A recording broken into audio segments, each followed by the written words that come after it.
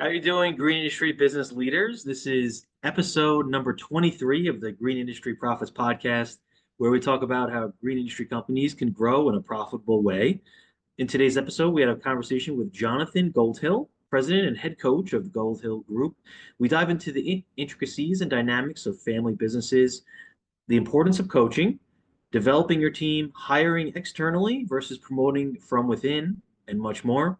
And before we dive into this episode, just a quick note that this podcast is brought to you by Cycle CPA, a remote accounting firm that works specifically with green industry companies. For more information, go to cyclecpa.com. And without further ado, let's get to today's episode.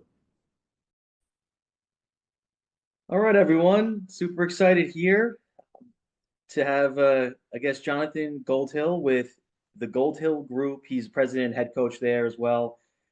And definitely been seeing some of his activity on LinkedIn. Pretty awesome stuff. But thank you for joining us here, Jonathan. Joe, thanks for having me on the show. Awesome. And All right. What do we want to talk about today? Yeah, so I, I think that for those that aren't familiar with you, Jonathan, if you don't mind just sharing a little bit of your background Sure. and how you got to kind of what you do now in regard to the coaching. Sure. So my background is that I grew up in New York, and my family, my grandfather and his brothers and their father grew a very large clothing manufacturing business based out of headquartered in New York City with factories in Philadelphia and Kansas City. They were the largest private label men's suit manufacturing company. And what intrigued me as a child was the family business and the dynamics in the family business. And when I would talk to my mom about, like, so who worked in the family business, and her answer would be, who didn't work in the family business? And so it survived for many years and was a very successful company, but it didn't make it to the fourth generation because the children at the time didn't want to go in to the business. And the third generation were mostly in-laws. So the fabric of the company started to fall apart a little bit, and they closed their doors in 1986, but they actually sold it in 1969 and continued to run it until 86. So there was a deep fascination with family businesses and the nature of family businesses. And I moved to California, later on got my degree from University of Southern California in entrepreneurship, an MBA with an emphasis in management consulting. And I joined a small business consulting firm where I was there for 10 years. And during those 10 years, I saw a lot of different businesses in a lot of different industries, many of them family businesses. We provided entrepreneurial training, a program that we created. We provided financing through funds that we got from the government to lend to small businesses. We grew the largest SBA lender in the state of California as a nonprofit intermediary. And then we did a lot of consulting, which meant business planning, marketing plans, loan packages, all sorts of things like that. So consulting, training, and financing. Super interesting. A few years after that, decided to flip a switch and turn things upside down and go from consulting to coaching. And coaching is very different than consulting, because consulting is like delivering a product or a service. That would be maybe a completed business plan or some market research. Or coaching is about using certain proven processes over and over with different companies to get a better result for those companies. It's to help them close the gap between where they are and where they want to be by using these proven processes and tools. And like a coach in the NFL or in basketball, or any sport, a coach oftentimes might bring a proven playbook that works. And if you think, if you're a basketball fan, you might look at Phil Jackson and his triangle offense. That was a key thing. Bill Belichick in football had like a proven type of playbook that worked for him in grooming younger people to take over as successors for the more expensive talent. So that was actually how Tom Brady got his start, was he was a third string, and he was not picked easily, and he worked hard and developed his talent. So coaches bring a playbook. And so in 2004, I flipped from being a consultant to small businesses to being a coach. And that's when I started looking for a niche. And a niche is really important in business, right? To be successful, you want to get into a niche that you can be a dominant player in. And I looked around, and lo and behold, I had just moved into a house in Calabasas that had won all these awards from the California Landscape Contractors Association. And they had won awards for best residential installation and best small maintenance. And I thought to myself, landscapers, very interesting. Never thought about them. They're not just the guy who comes and mows and blows your lawn and then leaves, doesn't speak English, isn't licensed, maybe illegal. They're actually fairly sophisticated, or becoming more sophisticated as companies. And I recognized that they were smarter or more interesting to me than the other trades because of the multidisciplinary aspect of landscaping. Excuse me. Meaning that they're having to deal with water, with plants, with you know, I mean, there's just so many elements that, masonry, electrical, it's a very interesting profession. And the people that I was meeting were very down to earth. So I started networking in the landscaping circles and got very tight in with local chapters here in Southern California. And that's when I started applying my coaching to landscapers. I was doing one-on-one coaching. I was doing group coaching. I was working with teams. I was working with groups of account managers, groups of owners. I thought it was really interesting.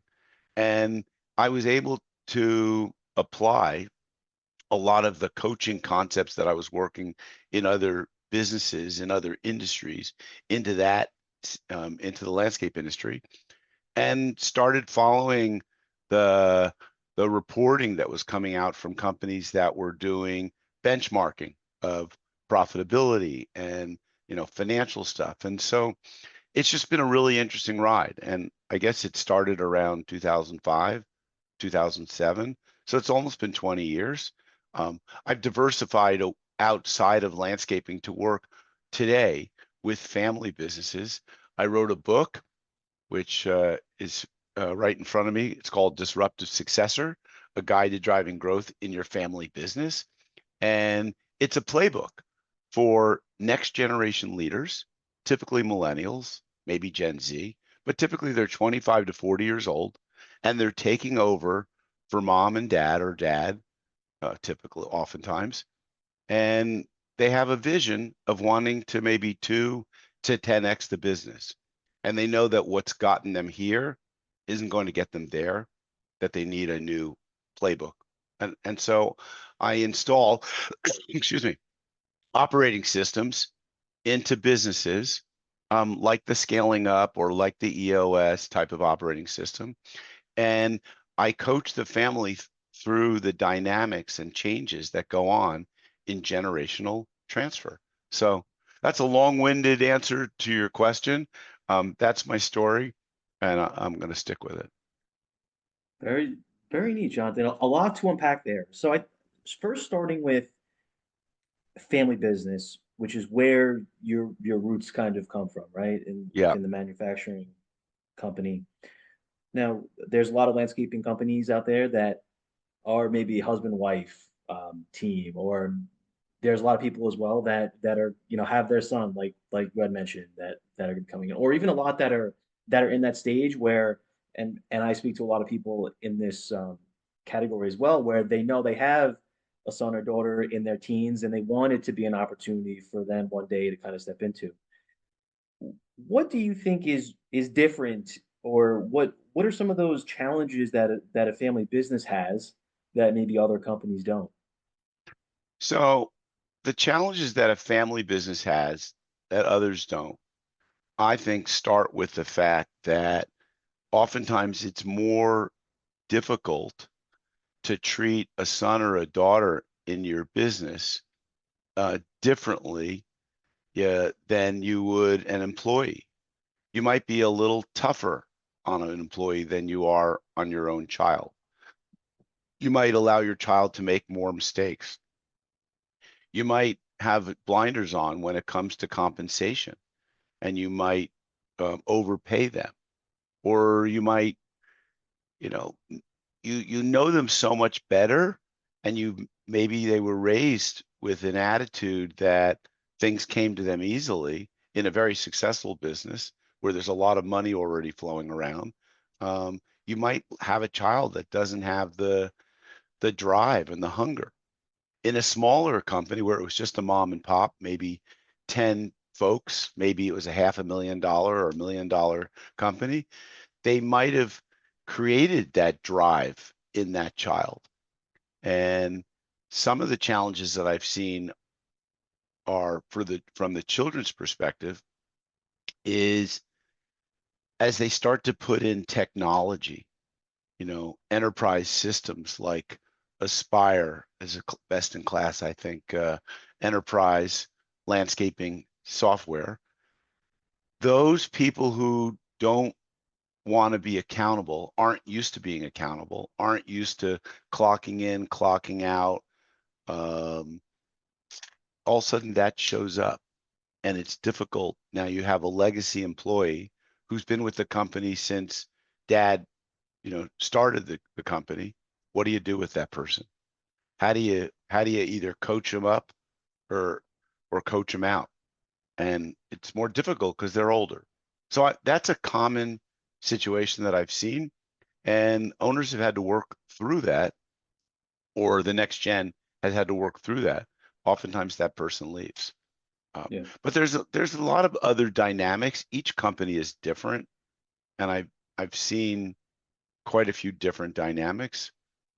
Sometimes Joe, the next gen just doesn't seem like it has what it takes. They don't have the grit, and so the older generation it hangs on and stays around because they don't think that their child can run the business. Or sometimes the older generation is controlling and they don't release the reins. Right. So many possibilities in between. Yeah.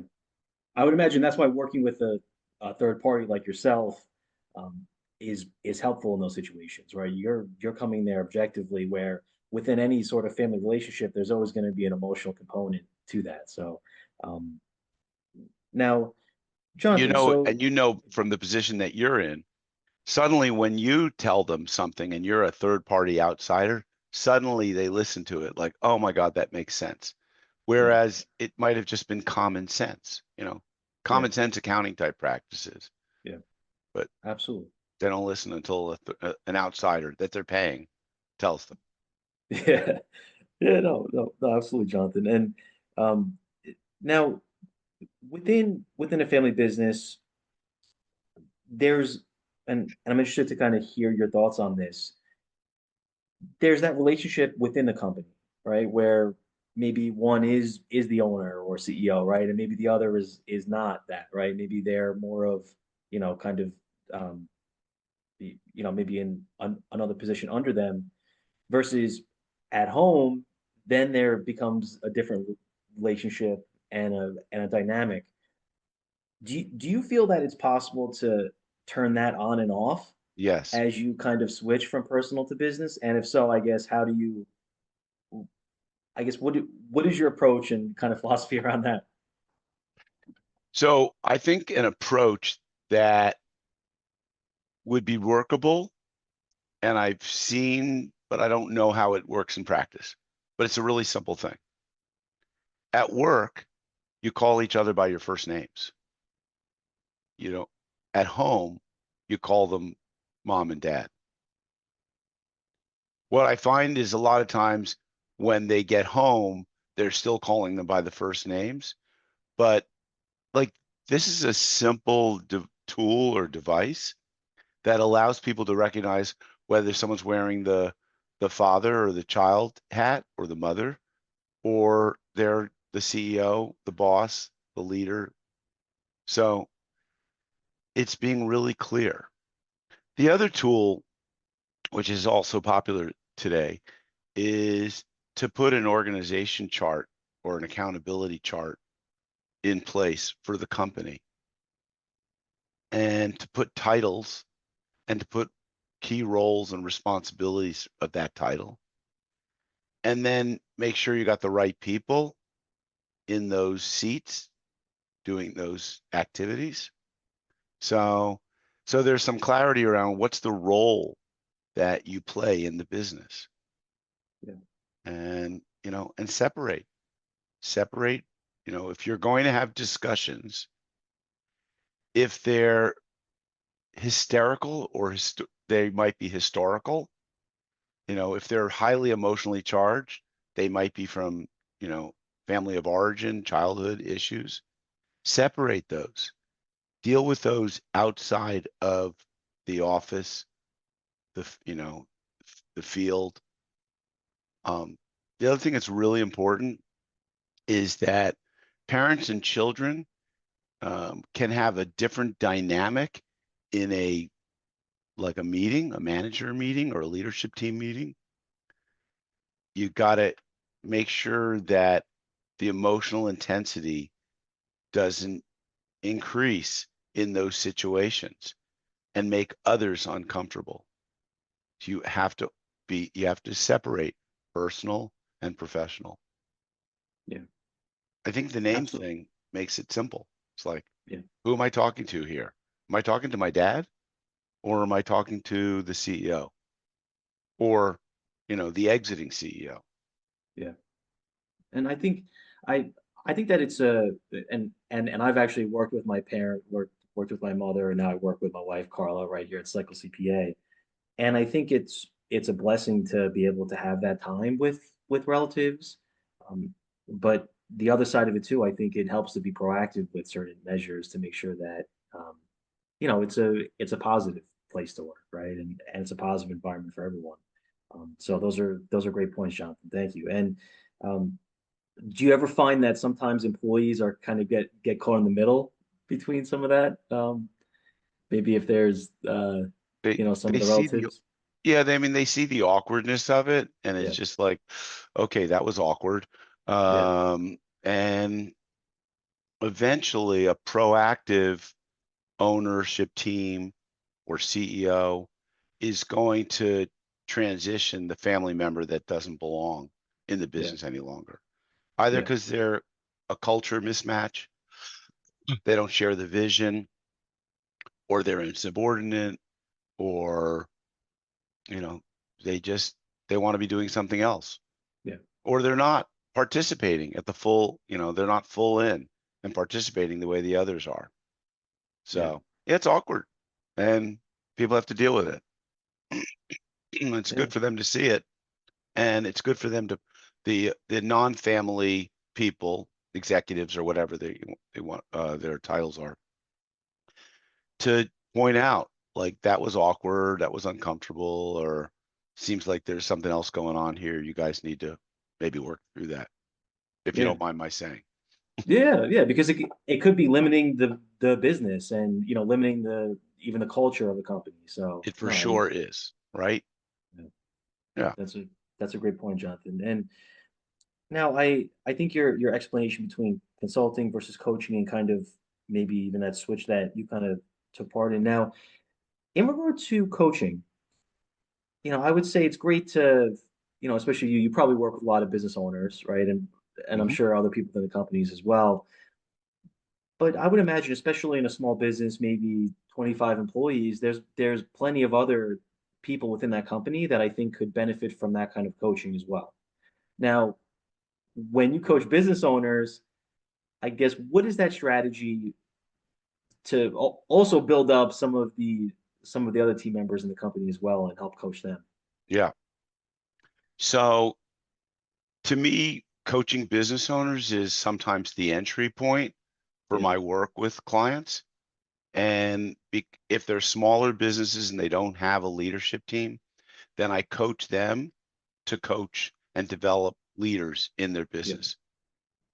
Once they have a team in place, then I want to coach the whole team, right? I want to get them on a set of standards, like the languaging around certain things. They're talking about business issues. We're talking about business plans and strategies and financial metrics and all the things that there ideally would be transparency and visibility around, and getting them on a system, whether it's something like the entrepreneurial operating system or another type of business operating system. It gets them all speaking the same language and rowing in the same direction. So Yeah. I like to coach the team, but I know they a lot of times they're too small and they don't have an in-place team. Yeah. And um, the coaching of the team is a different, I'm also then coaching the individuals because I'm coaching them to lean into some of the team dynamics or improve uh, some of their leadership skills or up level their leadership skills or providing executive coaching. Yeah. And sometimes, Joe, sometimes it's just executive coaching for an individual on the team. That might be the CEO. How do I lead better? How do I manage these people better? How do I show up better? It might be another person on the team who just could use some additional support, Yeah. guidance, mentoring, sounding Absolutely. board. Yeah. And and Jonathan, so for some of those companies that have let's say going back to that example of 25 employees, and being in a position where you basically have that decision of, okay, continuing to coach people up to that next level, and I guess trying your best to build people up so that they can fit into some of those supervisory roles and management roles as the company grows, versus looking externally to hire and fill some of those positions. I get what are your thoughts on that, especially as a company continues to scale? Hiring externally versus internally, maybe finding people that can kind of fit into that and grow within Right. it as well. So in a landscape company, if you have 25 employees, right, you probably have 2 to 4 people on a leadership team. So kind of figure, you think about a business, there's a leader and maybe 10 helpers, and that gets you $1 million business. And so if you have 25 people, maybe there's two and a half, 2 to 3 leaders, and the rest are helpers. Um, if you can develop helpers into leadership positions, absolutely do it. But first, you have to create, I think, a job scorecard and define what that position is. And oftentimes, I think you'll find, and you can have those people interview that you think, but I would have other candidates interview as well, and then pick the best person. Um, sometimes, and I've seen it in a company that I ran, um, we were trying to interview for a finance manager, and we had 3 internal candidates, and 2 of them got overlooked or not chosen, and one developed a bit of a chip on his shoulder about it, and so it Yeah, was a bit of a problem. So you have to, I caution against that. But if you've put a good job scorecard in place, then it should be somewhat objective as to the likelihood that that person is going to perform well in that position. And sure. if there's no good internal candidates, and you should always be looking externally for good candidates. And the better your company is, the more interesting, the more attractive, the more growth oriented, the more challenging, the better the candidates that are going to come from the outside. So, Awesome. yeah, And as for the leadership component of that, how much of leadership do you think can be taught, or do you feel that you can't teach certain aspects of leadership? I guess what are your thoughts on that? I think leadership absolutely can be taught. And I do think that some people have better skills in leading, just like some people have better skills in selling, and others have better skills in mechanical or technical. Or so everyone has got strengths, and I think you can help everyone develop some of their weaknesses. But the general thinking, especially in the coaching community, is leverage your strengths and just sort of minimize or ignore or find other people to deal with your weaknesses. But supposing you're an owner and you're a terrible financial manager, you just don't understand finances. Well, you should hire some great financial talent to surround you. But if you don't study and become proficient and learn about finance, you're going to be that guy who is going to get embezzled or cheated. Yeah. Um, you're going to be that guy who's not providing any leadership to that finance seat. So you better sharpen your saw and get good at it. And you're not going to be great, but you'll be proficient enough to be able to have a conversation, you know? And that's true of any field. If you're a non-technical person running a technical company and they need to put in technical software or code, or you better understand that, Yeah. or it's not going to work. Absolutely. Yeah. I think looking at all the different aspects of the company, sales, recruiting, marketing, finance, and having an understanding. And that's why it's not always a bad thing as you start the company to even try to do a lot of that yourself, until you kind of can, find competent people to help out, because then you're able to recruit for people the correct way, ask the right questions, and really have a good understanding. Even Right. I just mean, what like, what the right. expectations are too. But if you're going to scale, though, you have to lead with your strengths, and you need to know some basics, right? You need to know people. You need to have some kind of process orientation, because you're going to need put processes in a place that can make the company so it can scale, so it isn't dependent upon people to run the process. And you're going to need to understand record keeping, financial management, internal operations, and stuff like that. Um, in landscaping, you're going to need to understand Yeah. estimating and pricing. You're going to need to understand marketing.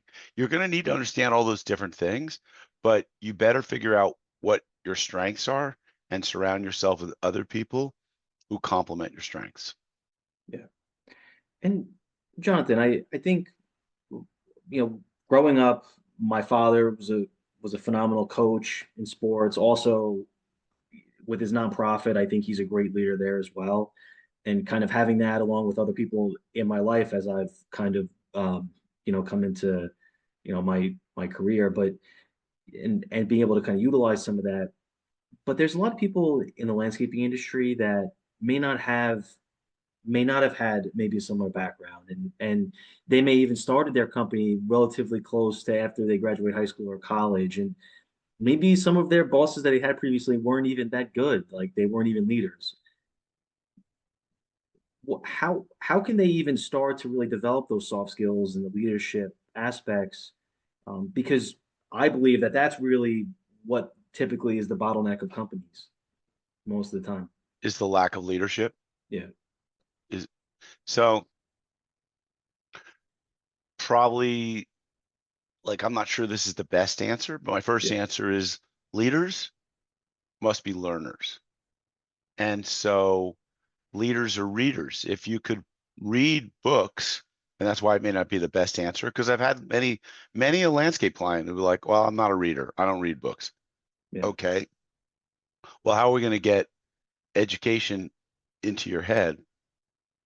Do you listen to books? Can you do that? Can you watch videos? Would you do that? Um, but if you can listen or read, that's going to be the fastest way for you to absorb the lessons that would take me hours and days to teach. Um, and you know, I don't know, for me personally, and this is maybe where I differ from other coaches or consultants. um, I find teaching people the same thing over and over again to be unstimulating. And I'd rather give them a book to read that I think is a best in class book, and then let's talk about it. But they've got to become learners, and there's probably a handful of really key books that are going to inform their learning, and we have to figure out what their style is. Um, what type of author do they like the best? Or you know they can also learn by networking with their peers. I'm a big advocate of being part of a peer group. In peer groups, you can learn a tremendous amount from other people, provided that they're also learning and educating you. Um, so, peer group learning is very powerful, whether it be through one of the industry groups or a non-industry groups, just of CEOs or executives. You've got to, but learning is the key. You've got to always be learning. And that requires having a growth mindset. If you have a fixed mindset, you know it all, then everything it's game over. Nothing's going to improve or get better. No, I love those points. Leaders must be learning. I think it sums up a lot of that. So that's awesome stuff, Jonathan. And do you mind just sharing what how you kind of help companies and maybe even sizes of companies or certain characteristics that in case people want to reach out? Sure. Um, so I find that the most common type of company that comes to me is typically in the construction trades.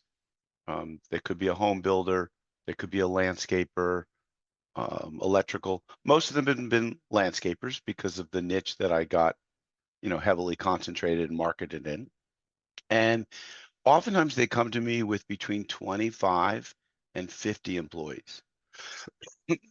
That means they have a leadership team of, 3 to 5 people. It's a good sized team to coach. It's small enough they can cascade out the learning that they're doing with their folks, below the leadership team, meaning the mid managers.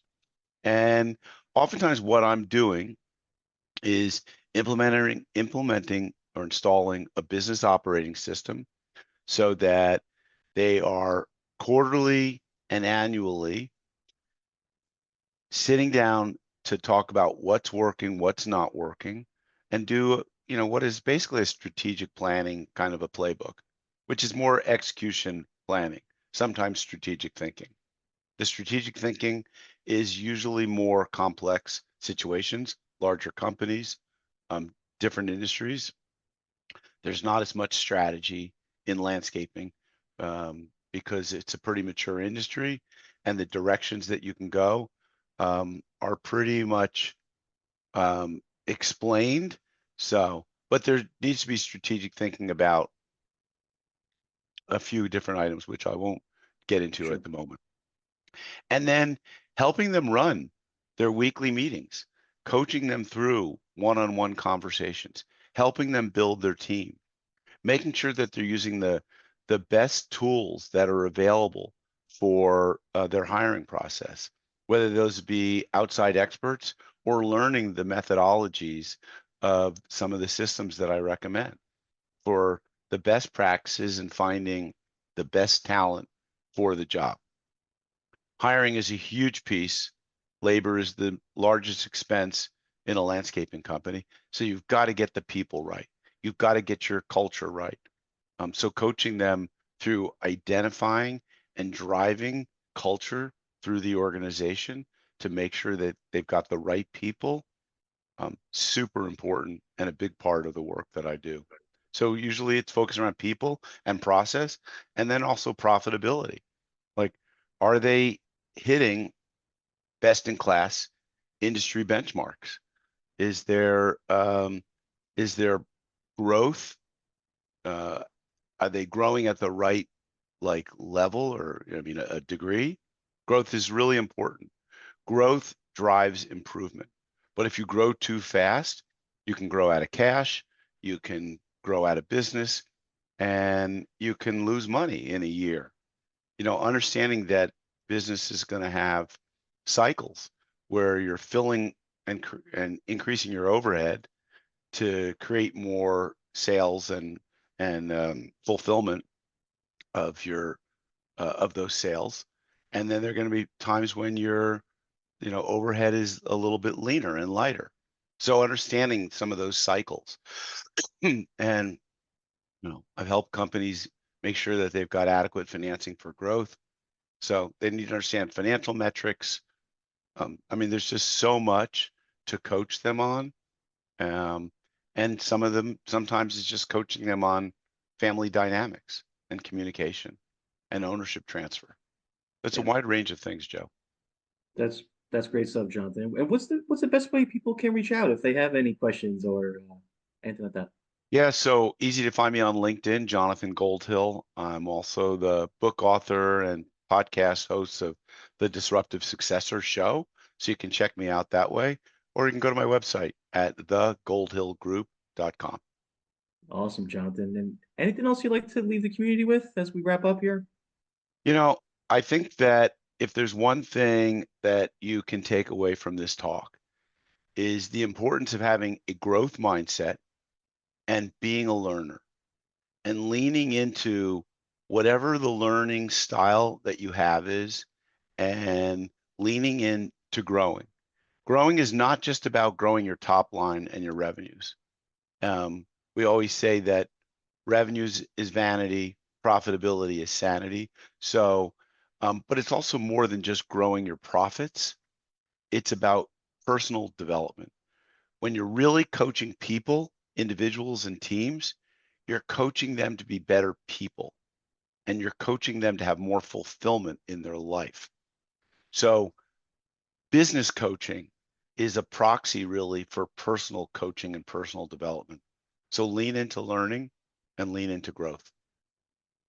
No, awesome advice there, Jonathan. And I took a lot of notes here, and I think for those that are in a family business or just run any business in general, I hope they were taking some notes as well. And really appreciate you hopping on here, Jonathan. And yeah, maybe even would love to have you on again. There's a lot of different topics we can probably go into in the future. So, Sounds good, Joe. Thanks for having me on the show. all right, see you. All right.